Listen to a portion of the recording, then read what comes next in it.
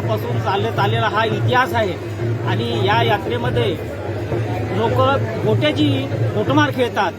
लोक इकडे काही रंगाची होळी खेळतात. या यात्रेमध्ये गोट्याची घोटमार होते आणि या घोटमारीमध्ये जोपर्यंत कोणाला गोटा लागत नाही तोपर्यंत ही घोटमार चालू असते आणि ज्यावेळेस तो गोटा लागल्याच्या नंतर तो मूर्छित पडला जातो माणूस.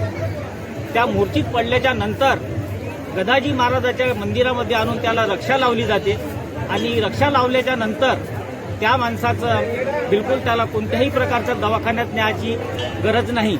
आणि ही प्रथा खूप जुनी आहे की आतापर्यंत म्हणजे ना कुणालाच माहीत नाही. जुन्या काळामध्ये गावावर डाके पडत होते आणि ह्या परिस्थितीमध्ये गदाजी महाराजांनी वेशीवर